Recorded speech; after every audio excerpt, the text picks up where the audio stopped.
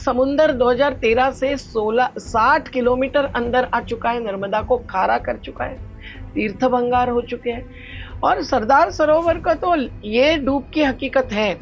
हम तो लड़ेंगे ही, हमारी मांग है कि गेट अब खुले ही रखने पड़ेंगे जब तक पूरा पुनर्वास नहीं होता है तब तक। लेकिन तीनों राज्यों की बात अगर देखते हैं तो महाराष्ट्र और मध्य प्रदेश, जहां सबसे ज्यादा डूब क्षेत्र रहा है, उसको कोई लाभ नहीं मिल रहा है।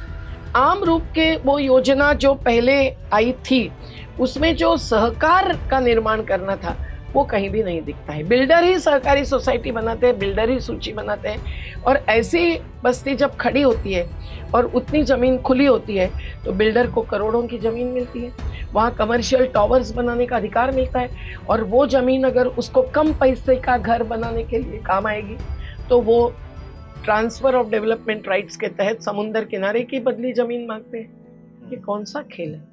आप देख रहे हैं आवाज इंडिया टीवी। हमारे साथ इस वक्त मेघाताई पाटकर, एक ऐसा नाम है जिसको परिचय की जरूरत नहीं है। नर्मदा बचाओ आंदोलन से लेकर तमाम जितने आंदोलन महिलाओं के लिए होते हैं, मजदूरों के लिए होते हैं, उन सब आंदोलन के पुरोधा के नाम पर यह चेहरा परिचित है। ताई, आपका बहुत बहुत स्वागत।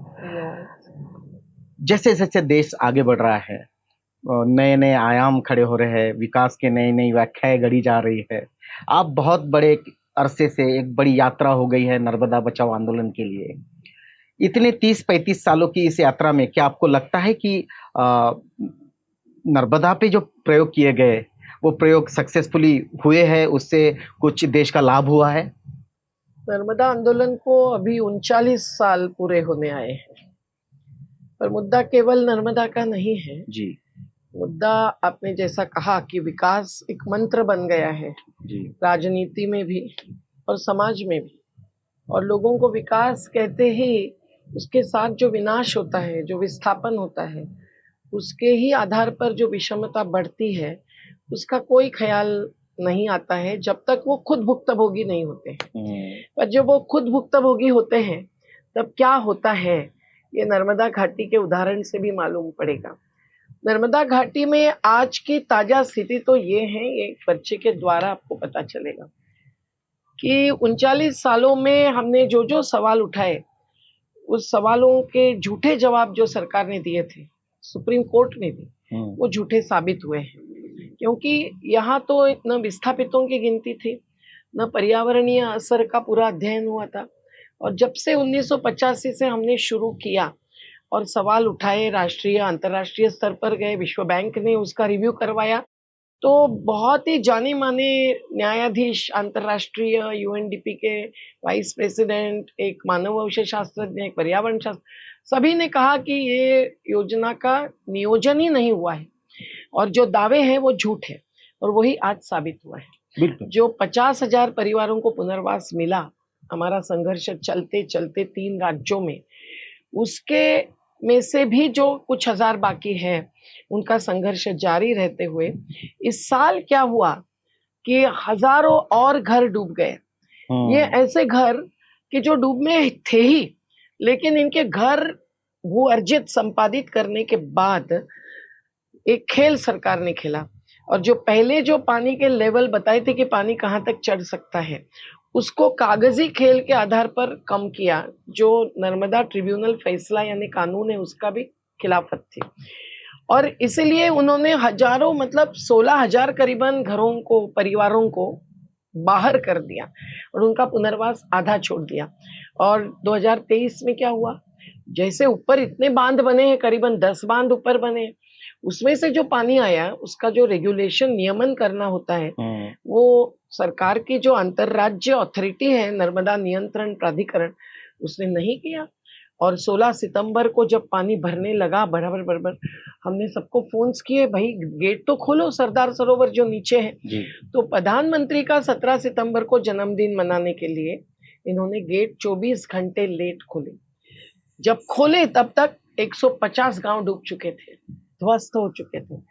घर, पक्के मकान, एक मंजिली भी ध्वस्त हो गए, कच्चे मकान भी ध्वस्त हो गए, 1200 मवेशी मर गई, कुछ इंसान डूब गए, और तो और अनाज बह गया, चारा बह गया, सब कुछ हो गया। पर जो इन्होंने डूब के बाहर किए थे, वही बराबर डूब में आए। और हजारों एकड़ खेती डूब में आई, जिसका भूअर्जन न होते हुए डूबना ये बिल्कुल गैर कानूनी अपराध है। और जब इन्होंने गेट खोले 17 सितंबर को देर से, तब पानी इतना नीचे गया कि दक्षिण गुजरात में भरूच, अंकलेश्वर जैसे शहरों में हजारों घर, दुकान डूबे, तीर्थ भंगार हो गए हैं। अब तक समुंदर 2013 से 60 किलोमीटर अंदर आ चुका है, नर्मदा को खारा कर चुका है, तीर्थ भंगार हो चुके हैं। और सरदार सरोवर का तो ये डूब की हकीकत है। हम तो लड़ेंगे ही, हमारी मांग है कि गेट अब खुले ही रखने पड़ेंगे जब तक पूरा पुनर्वास नहीं होता है तब तक। लेकिन तीनों राज्यों की बात अगर देखते हैं तो महाराष्ट्र और मध्य प्रदेश, जहां सबसे ज्यादा डूब क्षेत्र रहा है, उसको कोई लाभ नहीं मिल रहा है। जो केवल बिजली मिलने वाली थी वो बिजली भी नहीं दे रही है गुजरात सरकार। इसीलिए अब पैसे की मांग पर आर्बिट्रेशन यानी विवाद चल रहा है।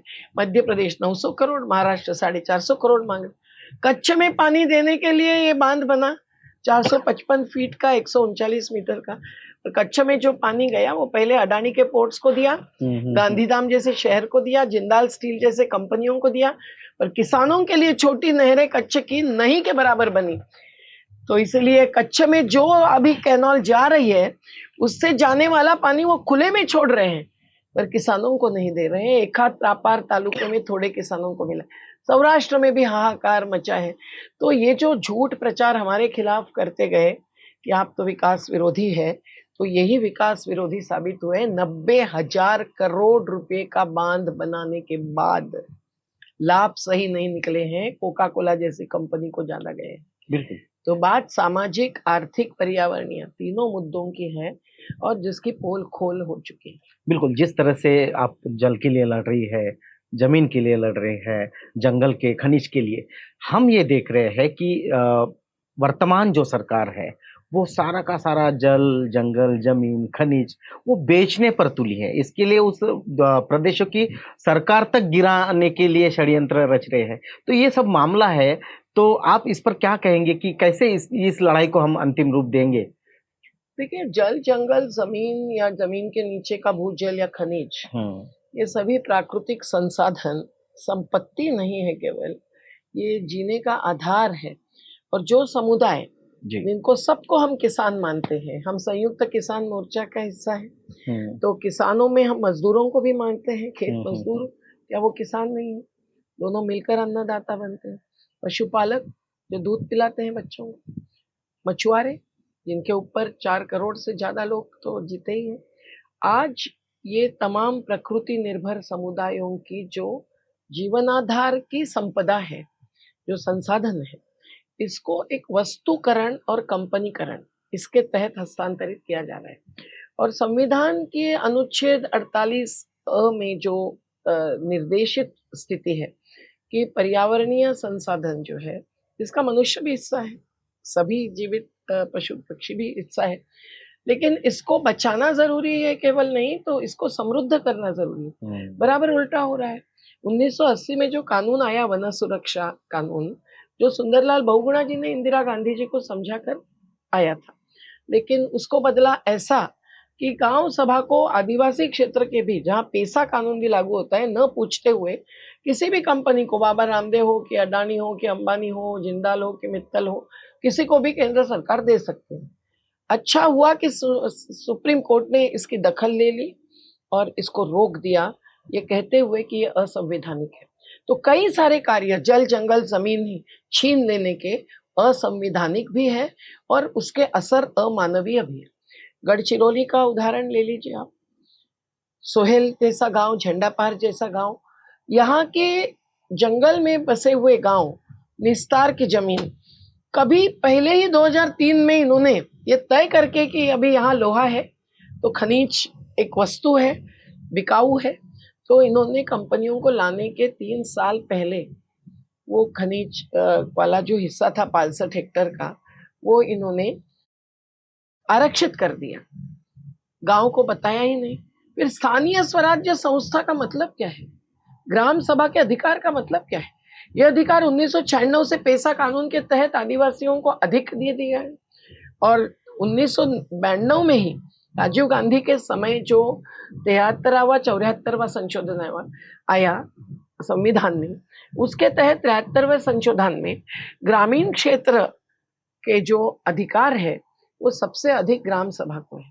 तो उनको पूछे बिना ये कैसे आगे बढ़ते हैं, पर्यावरणीय असर नहीं देखते हैं। अब ये देखिए राजस्थान के सीमेंट माइनिंग का हमको ये रिपोर्ट बनाना पड़ा, हमने विशेषज्ञों की कमेटी स्थापन की, क्योंकि चर्चा तो अल्ट्राटेक यानी कुमार मंगलम बिरला की कमेटी अपने कंपनी के मैनेजमेंट में 3-3 घंटे 2 बार की, अधिकारी भी हाजिर रहे, लेकिन हमने कहा चलो जॉइंट इन्वेस्टिगेशन करते हैं, लोग एक कह रहे हैं आप एक कह रहे हैं, तो नहीं किया उन्होंने जॉइंट इन्वेस्टिगेशन, तो फिर हमने कर दिया।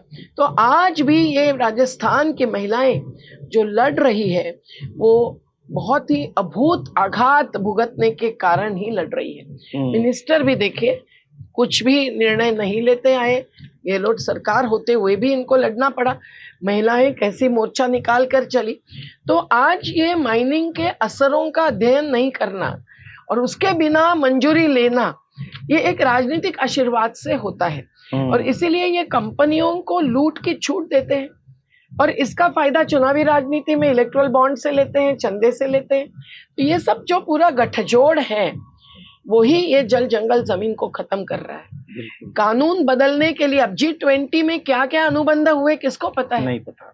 बस बस्तियां ढाकी गई, झाँक के रखी गई, बस्तियां तोड़ी गई, खंबे भी चमके रहे, लेकिन क्या हुआ उधर, उसके तहत क्या अनुबंध हुए, उसके कारण कौन सी कंपनियों की पूंजी किस क्षेत्र में आने वाली है, उसका असर कौन भुगतने वाले हैं। एयर एक्ट है, वाटर एक्ट है, एनवायरमेंट प्रोटेक्शन एक्ट है 1986 का, कानूनों का भी उल्लंघन हो रहा है, कानून कमजोर किए जा रहे हैं। तो इसके सबसे ज्यादा भुगत रहे प्रकृति निर्भर समुदाय, आदिवासी हैं, दलित है, पारधी समाज के लोग हैं, विमुक्त जाति के पशुपालक है, मछुआरे, वनोपज पर जीने वाले सभी है। तो इनकी कोई परवाह नहीं करते हैं, बस profit over people and profit over nature, यही इनका सिद्धांत। बिल्कुल, हमने देखा कोरोना काल में कि मजदूर बिना चप्पल बिना खाए पैदल लाखों किलोमीटर, हजारों किलोमीटर फोड़ लेकर, पाँव में फोड़ लेकर चले। और उसी काल में जब संसद में मजदूरों के खिलाफ बहुत सारे बिल बनाए गए, ऐसे ऐसे कानून को बदला गया जिसमें मजदूर हाशिए पर आ गए। तो इस सरकार को जब ये कानून बनाना था, आप इस पे क्या कहेंगे कि ये कानून, सरकार तो कहती है कि हमने मजदूरों के लिए बनाया है, आपको लगता है कि मजदूरों के लिए कानून में बदल किया गया है? नहीं, अभी तक पूरा बदल हुआ नहीं है जी, पर पूरा नियोजित है, क्योंकि राष्ट्रीय कानून जो है श्रम कानून वो 44 है, 44 कानूनों में से 29 कानून इनको वापस लेने हैं। किसान विरोधी जो 3 कानून थोप रहे थे हमारे संयुक्त किसान मोर्चा के किसानों ने 750 की शहादत देकर उसको वापस करवाया, एक जीत ले ली।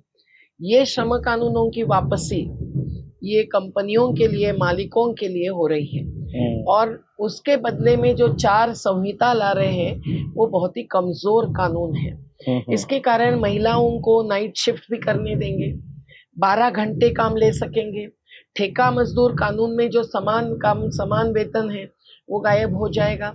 जो ऑक्यूपेशनल सेफ्टी यानी काम करते हुए अगर अपघात होता है, कुछ बीमार पड़ते हैं, तो जो हक था वो यूनाइटेड नेशंस के ILO के 105 प्रकार के मुद्दों पर था, इन्होंने उसको कमजोर करके 29 कर दिया। तो ऐसे इन्होंने अलग अलग वेलफेयर बोर्ड्स, बीड़ी कामगार हो या घरेलू कामगार हो, सबके लिए अलग अलग कल्याण मंडल बने वगैरह, ये सबको इन्होंने कमजोर कर दिया है। तो हमारा कहना ये है कि ये जो चाल है ये भी कंपनियों को, मालिकों को और मुनाफा देने के लिए है।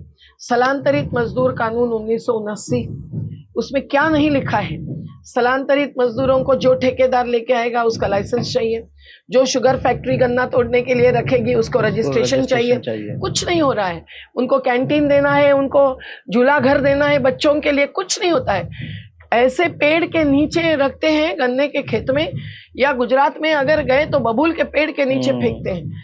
तो जो हमको उपवास करना पड़ा था लॉकडाउन में मध्य प्रदेश और महाराष्ट्र की सीमा पर, क्योंकि 2-2 हजार लोग चल रहे थे, एक रात भर कुर्सी में बैठकर मैंने देखा कि गाड़ियां तो जा रही थी, प्राइवेट ट्रक जा रहे थे, ट्रक में सामान भर के जिन्होंने दिया होगा वो बाकी चल के 1700 और 2000 किलोमीटर दूर जा रहे थे अपने माँ पिताजी अपने बच्चों को मिलने के लिए। यहाँ ठीक प्रकार से भोजन नहीं मिल रहा था। शिव भोजन की थाली खिचड़ी कई लोगों ने कचरे में फेंकी हुई हमने पिंपरी चिंचवड़ में भी देखी। तो हम लोगों ने तय किया, उपवास किया। तो फिर नीलम प्रभु जी ने मध्यस्थी की, उद्धव ठाकरे जी ने संवेदना दिखाई और आखिर में फिर एसटी चालू हुई। महामंडल ने बहुत काम किया, पर उनके भी पीछे हमको पड़ना पड़ा। हमारी कार्यकर्ताओं की टीम 10 स्टेशन पे लगी रही। रात को 11-11 बजे तक भर के उनको भेजा। हजारों लोग उत्तर प्रदेश गए, बिहार गए, उड़ीसा गए, बंगाल गए, पूना से, नासिक से, ठाणे से, मुंबई से, लेकिन 5 महीने बाद फिर से वापस आए। तो जो रोजगार निर्माण जो संविधान के अनुच्छेद 43 में भी रखी है बात, उसकी भी कोई दखल लोग नहीं ले रहे हैं।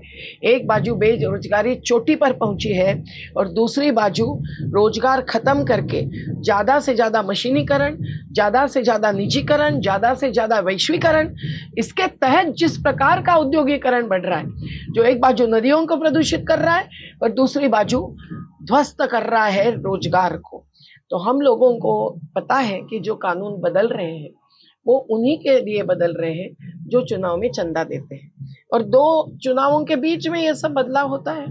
बजट भी तो मनरेगा जैसी एक योजना, उस पर का बजट हर साल कम होता गया है और मनरेगा में 200 दिन भी रोजगार नहीं मिलता है, 600 रुपया मजदूरी नहीं मिलती है और गौतम अडानी रोज 1600 करोड़ रुपए कमाते हैं। इतनी बीभत्स गैर बराबरी है। इसीलिए हमारा श्रमिक जनता संघ, हमारा श्रमिक मोर्चा जन आंदोलनों के राष्ट्रीय समन्वय का हर मुद्दे पर लड़ता है और कंत्राटीकरण भी एक बहुत भयावह दीमक है जो श्रमिकों के अधिकारों पर असर ला रही है। तो हमको तो श्रमिकों को अगर 1947 में जब बाबा साहब लॉ मिनिस्टर थे तब जो कानून आया, औद्योगिक विवाद अधिनियम, मैं अभी ट्रिब्यूनल में या हाईकोर्ट में श्रमिकों की केसेस जब लड़ती हूँ मध्य प्रदेश में, तब हम देखते हैं कि उस कानून में बहुत सारे प्रावधान है, लेकिन श्रमिकों के आयुक्त, श्रम आयुक्त अगर उसका पूरा पालन नहीं करते हैं, अगर वो कंपनी आयुक्त बनते हैं तो बात अलग होती है। मुंबई में श्रम आयुक्त ने अभी स्थलांतरित मजदूरों की बहुत अच्छी दखल ली। शुगर फैक्ट्रीज को पत्र लिखा कि रजिस्ट्रेशन के बिना आप दूसरे राज्य से श्रमिकों को लाकर गन्ना तोड़ने के लिए नहीं रख सकते हैं, फिर भी नहीं मानते हैं। तो संघर्ष के सिवाय कानून ही नहीं, संविधान बचाने का दूसरा रास्ता। बिल्कुल, एक गारंटी चल रही है जिसको मोदी की गारंटी कह रहे हैं, और ये दावा किया जा रहा है कि 4 करोड़ घर सरकार ने गरीबों के लिए बनाए हैं। लेकिन हम देख रहे हैं धारावी में कि गरीबों के घर उजाड़ने की कोशिश, धारावी में नहीं, हर जगह हम देख रहे हैं कि जितने भी गरीब लोगों की बस्ती है, जिसे हम झोपड़पट्टी कहते हैं, उसको उजाड़ कर वो बिल्डरों के हाथ में देना चाहती है। एक तरफ सरकार दावा करती है कि गरीबों के लिए 4 करोड़ घर भी दे रही है, और दूसरी तरफ सरकार की ये नीति है कि इस तरह की गरीब बस्तियों को तोड़कर बिल्डरों के हाथ में दिया जाए। एक बड़ा संघर्ष आपने किया है इसके लिए। देखिए, 2004 दिसंबर से 2005 फरवरी तक 75,000 घर तोड़े गए थे। उस समय सरकार तो कांग्रेस की थी। उन्होंने घोषणा पत्र में ऐसा नहीं कहा था कि हम घर तोड़ेंगे, उल्टा आश्वासन दिया था कि 1/1/2000 के पहले के जो घर होंगे उनको दूसरा घर दिए बिना तोड़ा नहीं जाएगा। लेकिन ऐसे अचानक घर तोड़े सत्ता में आने के बाद, तो हम लोगों को बिल्कुल मंजूर नहीं था। तो हम लोगों ने एक जगह पे रफीक नगर में संघर्ष किया, गिरफ्तारी हुई और पुलिस कस्टडी से ही जो नारा आज़ाद मैदान पर मैंने दिया था, घर बचाओ घर बनाओ, तो उसी से हमारा आंदोलन शुरू हो गया। एक एक बस्ती हमने पुलिसों को गवाह रखकर, एक एक दलित भूमिहीन विधवा महिला का घर चुनकर, पूरी बस्ती से घर बांधकर हमने 44 बस्तियां बसा दी। आज उसमें से एक अम्बुजवाड़ी की बस्ती जो 250 घर तोड़े गए भर बारिश में। 19 जुलाई को जब मुंबई की सभी शालाएं भी बंद थी, इतनी बड़ी बारिश थी, कैसे तोड़े? एक नोटिस नहीं दी थी, किसी के कागजात देखे नहीं थे। हमने संघर्ष के बाद 2000 का कानून RR पाटिल जी, विलासराव देशमुख, एकनाथराव गायकवाड़, सभी ने बैठकर सभी MLAs MPs के साथ मंजूर करवाया था, क्योंकि हम आज़ाद मैदान में हजारों लोग डटे थे। हमने वहीं घर बांधना शुरू किया। चलो, हमको नहीं घर देंगे तो यहीं रहेंगे, यहीं चूल्हे जलाएंगे। लेकिन उसके बाद फिर व्यवस्थित उसका अमल नहीं हुआ। तो सर्वे भी नहीं था सरकार के हाथ में, कौन 2000 के पहले का कौन नहीं, लोगों के हाथ में डॉक्यूमेंट्स नहीं थे। कहीं भर भर के आते हैं जो हाई राइज बिल्डिंग्स बांधते हैं, जो पूरे काम करते हैं, वही उत्पादक होते हैं, वही वितरक होते हैं, वही बिल्डर होते हैं, और उनको रात को बच्चों के साथ सोने की जगह नहीं देनी है, कि स्मशान की भी जगह नहीं देनी है। ये बहुत ही अमानवीयता है। इसलिए हम लोगों ने कहा कि हमको ये मंजूर नहीं है, और फिर 2011 की कट ऑफ डेट हो गई। आज 1/1/2011 के पहले कोई भी घर होगा तो उसको सशुल्क घर देना है। 2000 के पहले का होगा तो फ्री में देना है। लेकिन क्या हो रहा है कि बस्ती को विकसित करने के नाम पर जो स्लम रिहैबिलिटेशन अथॉरिटी बनी, वहाँ बिल्डरों का ही ज्यादा चलता है। कुछ अधिकारी संवेदनशील होते हैं, संवादशील होते हैं, लेकिन आम रूप के वो योजना जो पहले आई थी उसमें जो सहकार का निर्माण करना था वो कहीं भी नहीं दिखता है। बिल्डर ही सहकारी सोसाइटी बनाते हैं, बिल्डर ही सूची बनाते हैं, और ऐसी बस्ती जब खड़ी होती है और उतनी जमीन खुली होती है तो बिल्डर को करोड़ों की जमीन मिलती है, वहाँ कमर्शियल टावर्स बनाने का अधिकार मिलता है, और वो जमीन अगर उसको कम पैसे का घर बनाने के लिए काम आएगी तो वो ट्रांसफर ऑफ डेवलपमेंट राइट्स के तहत समुंदर किनारे की बदली जमीन मांगते हैं। ये कौन सा खेल है? आज मुंबई जैसे महानगर की 60% करीबन जनता 9.5% जमीन पर बैठी है, और उसमें से भी जमीन अगर बिल्डरों को दी जाती है तो ये कितना अन्याय है, कितना अत्याचार है। इसमें दलित आदिवासी है तो वो अत्याचार प्रतिबंधक कानून के तहत गुनाह है। लेकिन अभी हमारे जो 250 घर इन्होंने तोड़े उसके लिए नोटिस बाद में लगाई, और घर तोड़ते समय पुलिसों ने अत्याचार किया। महिला पुलिसों को जिनमें मातृत्व होना चाहिए, कर्तृत्व उसके साथ जुड़ा होना चाहिए, लेकिन उन्होंने लाठियों से जिस प्रकार से गले पर लाठियां दबी, महिलाओं को खींचा, वो सब हमने अब मानव अधिकार आयोग में रखा है। पर मानव अधिकार आयोग ने स्टे ऑर्डर नहीं दी, तो वहीं के वहीं भर बारिश में और बारिश के बाद बैठे हुए बच्चों के साथ खुले में रोटी सिखाते हुए ऐसे भी लोगों को इन्होंने 4 बार फिर ध्वस्त किया। अब आखिरी निर्णय बाकी है। तो हम लोगों का तो संघर्ष मोर्चा राष्ट्रीय बन गया है, और हम लोग अभी महिला दिन के मौके पर बंबई में ही नहीं, नर्मदा घाटी में ही नहीं, सब जगह एक हमारा घोषणा पत्र जाहिर करने वाले हैं। और हमारी मांगे हैं, महिलाओं को शराबबंदी चाहिए, सकस आहार चाहिए। ये दोनों मुद्दे संविधान की धारा यानी अनुच्छेद 47 में स्पष्ट रूप से रखे हैं। तो हमारे सभी जो मुद्दे हैं उसमें स्वयं विकास का मुद्दा है। किसी भी बस्ती को 2044 अनुच्छेद के तहत विकास नियोजन का अधिकार है, जो संविधानिक है, जो राजीव गांधी जी के समय दिया गया था। 74वां संशोधन है शहर का, और उसी के तहत इनको शिक्षा, स्वास्थ्य, रोजगार, आवास सभी सुविधा बस्ती में मिले, इस प्रकार का विकास नियोजन करना चाहिए। उनको सम्मिलित करके वार्ड में भी शहर में सभा होकर जो नगर सेवकों ने कायम लेनी होती है वो नहीं लेते हैं। म्युनिसिपैलिटी एक्ट के तहत उनका नगर सेवकत्व जा सकता है, लेकिन पालन नहीं हो रहा है। तो हम लोग ये सभी अधिकार जो मांग रहे हैं उसमें बस्ती अपना विकास खुद करेगी। निर्माण मजदूर तो वही होते हैं, वो खुद का घर नहीं बना सकते, दूसरों का घर बनाएंगे। 36वीं मंजिल पर उल्टे टांग कर वाटरप्रूफिंग करेंगे, और उनको टीन शेड में रखकर लॉकडाउन में हमने देखा, पूना की गोदरेज सिटी में देखा, नांदेड़ सिटी में देखा कि पानी चूल्हे पर टपक रहा है। ऐसे टीन शेड में बच्चों के साथ वो रहते हैं। तो ये इतनी अमानवीयता हो गई है श्रमिकों के बारे में। इसलिए हमारा तो नारा नहीं, संकल्प है, श्रमिकों का श्रम कितना, हक कितना, हिसाब करो, हिसाब दो। तो हमने देखा कि ये दूसरा आंदोलन किसानों का भी जारी है। पहले आंदोलन भी आप थी, आप किसान संयुक्त मोर्चा का एक भाग है। एक तरफ ये सरकार कहती है कि हम किसानों के लिए काम कर रहे हैं, 2000-4000 डायरेक्ट हम किसानों के अकाउंट में डाल रहे हैं, किसान को एक कर्ज माफी कर रहे हैं, और दूसरी तरफ एमएसपी के लिए किसान अगर बैठता है तो उसके रास्तों में किले बिछाए जाते हैं, बंकर बनाए जाते हैं, कांटे बिछाए जाते हैं। तो ये सरकार की किसानों के प्रति क्या नीति है? देखिए, हमारा संयुक्त किसान मोर्चा तो 500 संगठनों का है।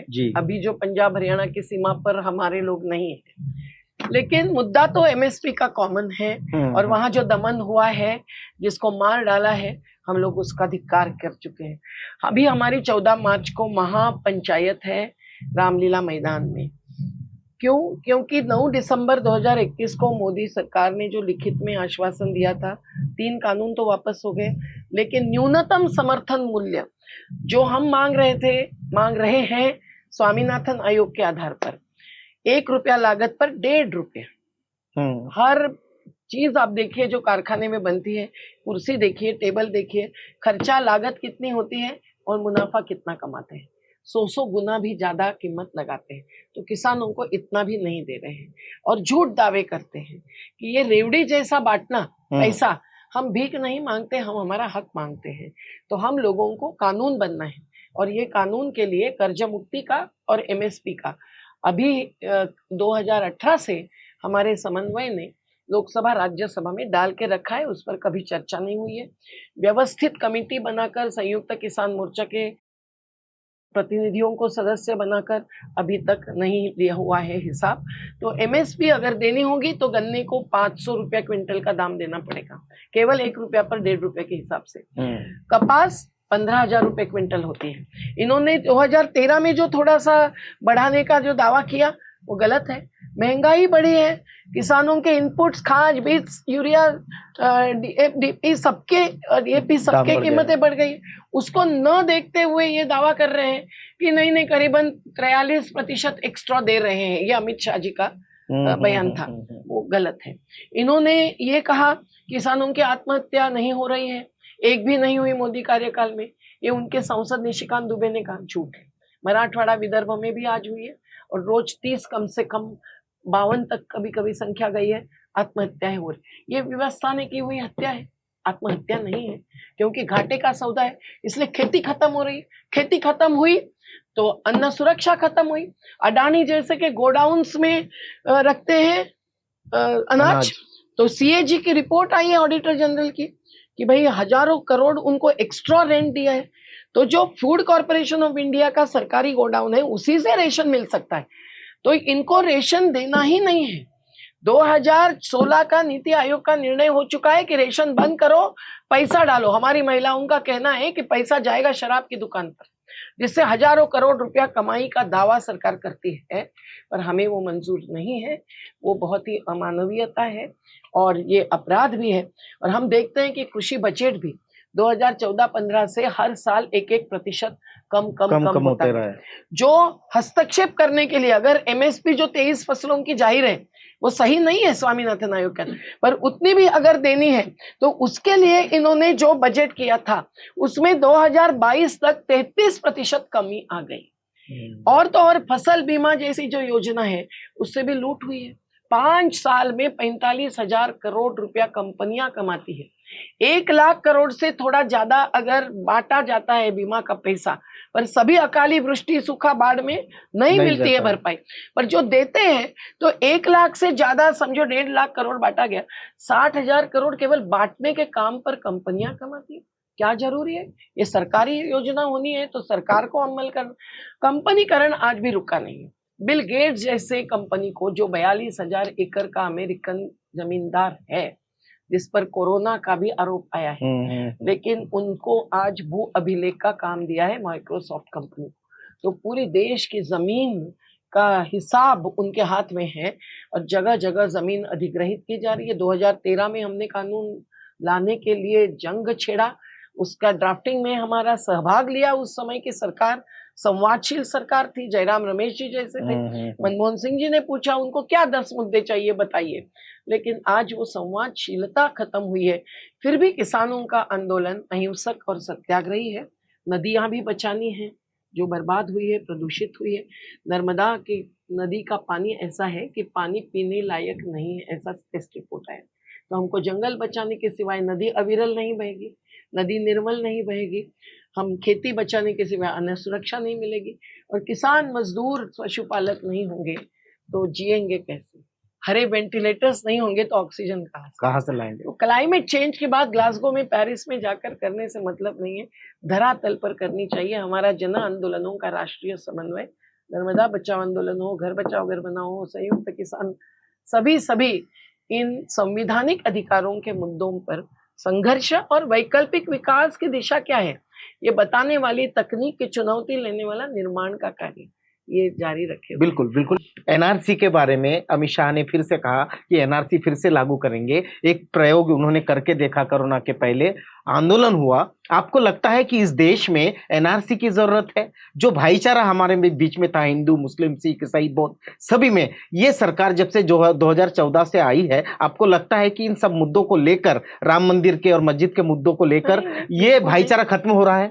अगर नागरिकता की जो परिभाषा है उसको देखा जाए तो कभी भी जाति और धर्म के आधार पर किसी का भी नागरिकता नकारी नहीं जा सकती।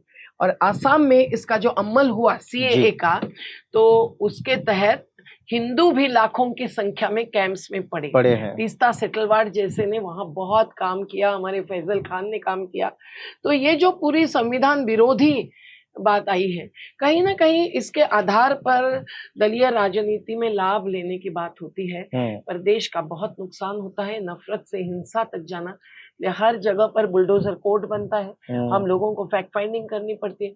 हमें लगता है कि जो विरोधी दल माने जाते हैं, उन्होंने विरोध करना चाहिए हिंसा का, विरोध करना चाहिए असत्य का, विरोध करना चाहिए संविधान और जनतंत्र को कुचलने का। बिल्कुल, विरोध होना चाहिए हिंसा का। जो लोग संविधान को कुचल रहे हैं उसका विरोध होना चाहिए। ये चर्चा बड़ी गंभीर थी। दर्शकों, मेघाताई ने अपना बहुमूल्य वक्त दिया, आपका बहुत बहुत धन्यवाद। आप देख रहे हैं आवाज इंडिया टीवी।